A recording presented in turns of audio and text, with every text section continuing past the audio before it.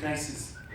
The crisis is that we have an economy that is in disequilibrium.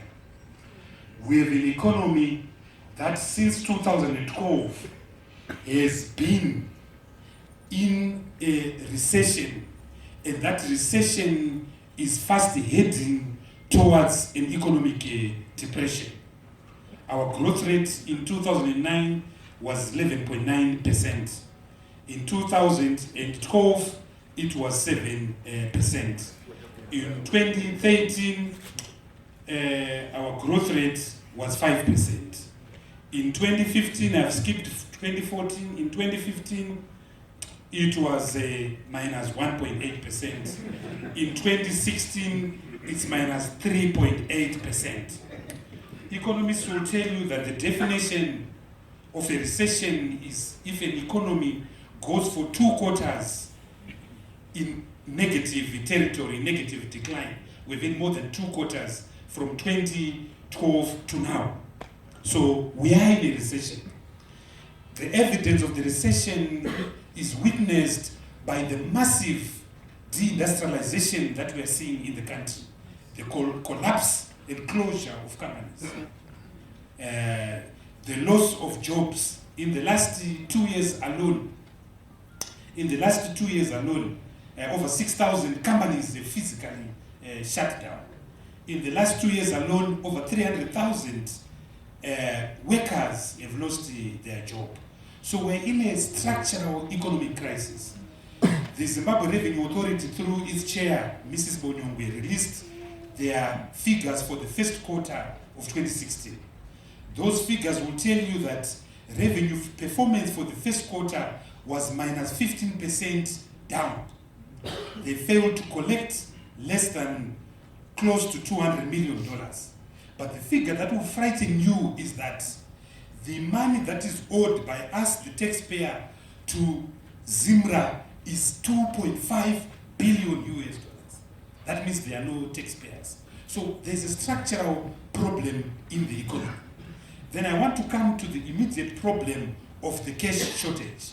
What has caused the cash shortage?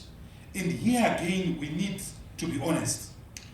There are reasons that are being proffered by the Minister of Finance and by the Reserve Bank. One of them is that of our current account. That is to say, the gap between our imports and our exports. Zimbabwe right now has got imports, that is those things we buy to come here. We have got imports of around $6 billion US dollars. We have exports of around $3 billion. So the ratio is 6 to 3. When I was finance minister, the ratio was even worse. It was 7 to 1. That is to say, for every dollar that comes into Zimbabwe, $7 are coming out. The current status quo is that for every dollar that comes into Zimbabwe, $3 are going out. But the current account has never been a baby of the government.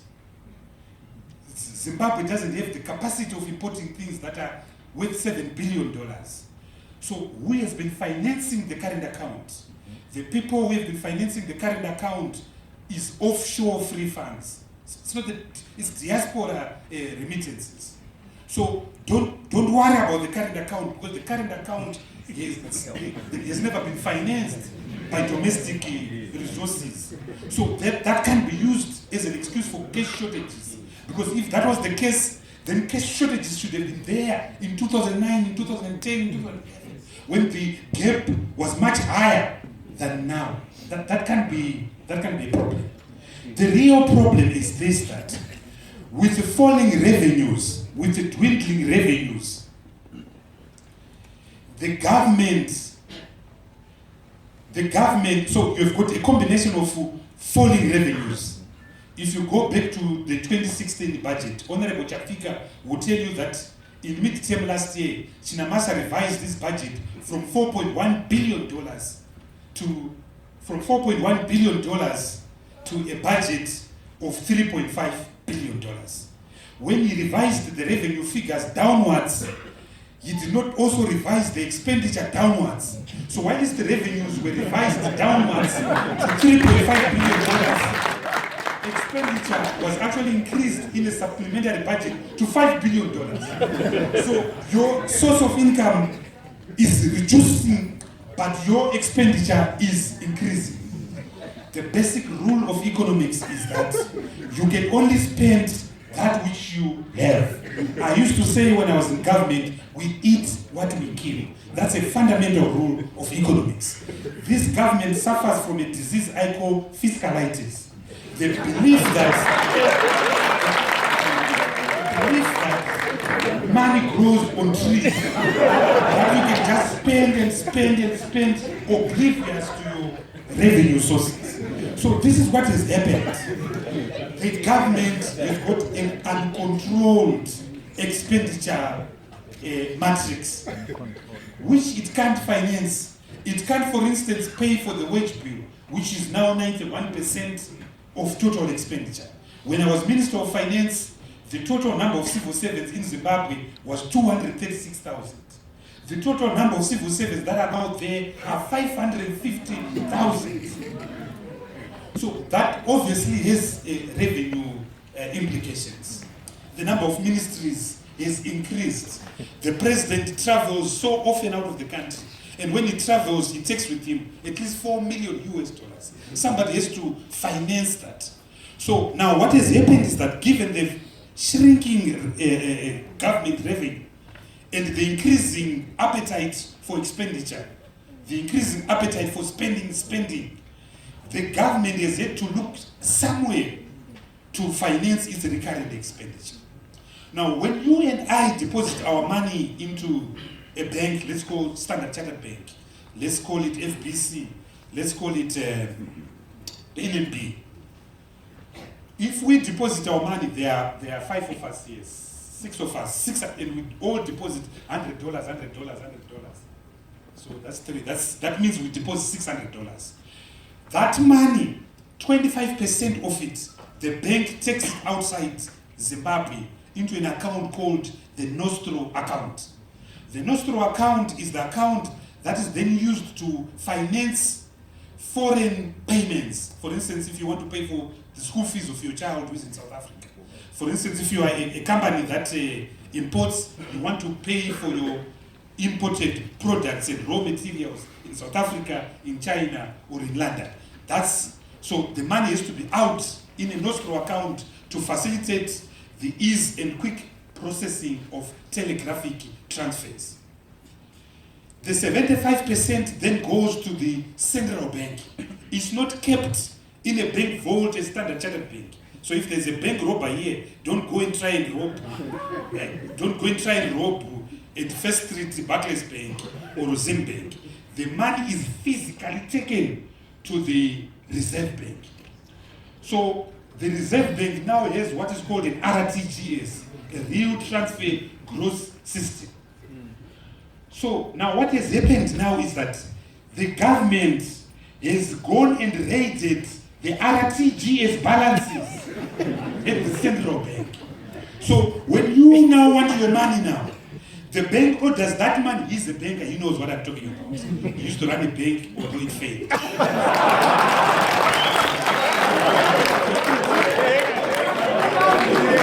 He knows. So what happens is this. When the bank orders his money for his clients, the Reserve Bank can't give him that money because that money physically is not there, because someone has raided that money to finance recurrent expenditure. So in my calculations, the gap that is actually existing in the RTGS is US $1.8 billion. US $1.8 billion. Now this is now too big a gap to cover, which is why something must happen which is dramatic. I don't think the Minister of Finance genuinely would want to see a return of the Zimbabwean dollar. So too the central bank. But there's a desperate thing that has happened. This gap that is in the RTGS balances. They have to monetize it, and monetize it by bringing back the Zimbabwean dollar. They are calling it a bond. A bond is a technical instrument. A bond is like a treasury bill. It's a securitized document. It's an acknowledgement of debt It's an instrument provided for in terms of Section 52 of the Public Finance Management Act, and in respect of which the government borrows and gives you paper. That paper has got tenure. This is very important. A bond has got tenure. By tenure, I'm saying it has got a time period, like 30th of June, 20th of June. But currency doesn't have tenure. Currency doesn't have tenure. So the Reserve Bank is loosely using the word bond note in the same manner that it has used the word bond coin to imply a currency, to imply money, to imply what he was talking about, an instrument of exchange. But we can't do that. We can't bring the Zimbabwean dollar, because a currency at the end of the day is a relationship between your imports and your exports. So if you've got a current account deficit like now, which is 15% of GDP, all that will happen is that because you're a supermarket economy, you're just importing. There will be a crash on that dollar, just like the Zambians right now are seeing a crash on the kwacha because the international prices of copper has fallen, is collapsed. Just like in Angola and in Nigeria, there's pressure on the naira because there's no foreign currency, because there's been a collapse in the international price of the commodity called oil. So what is going to happen is that we are going to see a massive collapse of this bond. And you can't just wake up one day and say, I'm printing $1 for $1. There's another myth, Honorable Chafika. You've spoken to the Reserve Bank governor. They must show you the term sheet for the $200 million loan from African Export Bank. And I can assure you it's not there.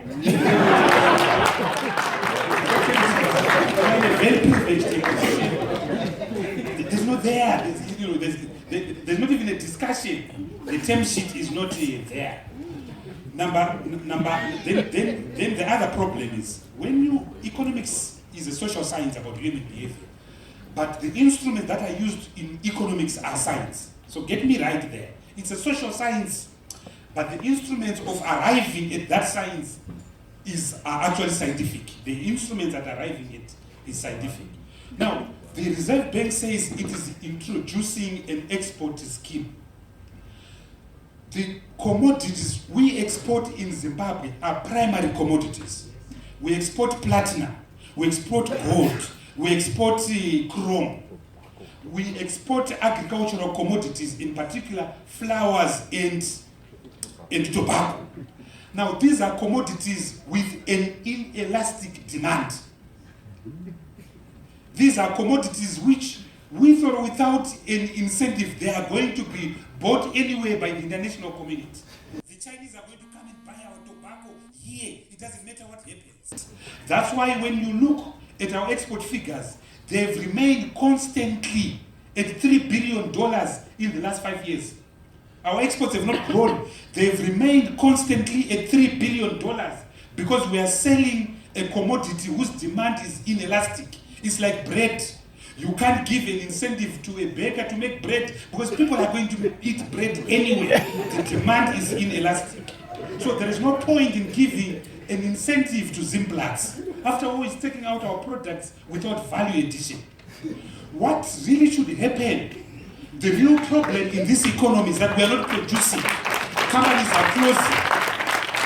Companies are shutting down. So the real incentive should be to ensure that companies start again.